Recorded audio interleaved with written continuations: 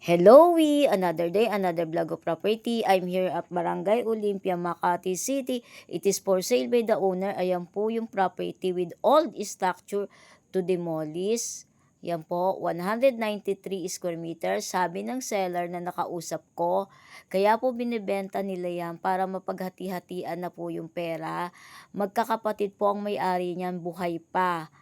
Kaya ibig sabihin walang extrajudicial kasi buhay pa sila magkakapatid, eh. Need na lang i-dispose kasi matatanda na po sila. Kausap ko po yung isa sa mga sellers diyan. 193 square meters with old structure to demolish. Ang zonal value po niyan is 100,000 per square meter.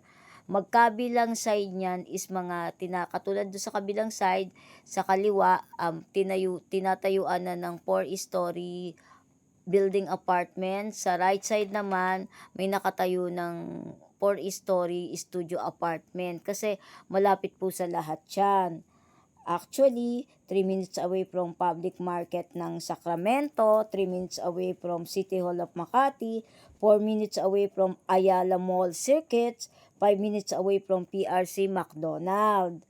Ang site viewing po niyan, magpa-schedule para mapapasok po tayo sa loob. Kasi hanggat walang schedule ng viewing, bawal pong pumasok diyan. Makipag-ugnayan po lang sa akin. I'm Lani Briones, 0933-813-7110. Yung street road po niyan is along JP Rizal, Barangay Olympia, Makati City. Ayan po yung loob niyan. Talagang old na, kailangan ng i-demolish, kailangan ng gibain. Maayos po ang mga papeles niyan, ha. Direct inbox me, direct buyer only. Again, direct buyer only. Bye from now.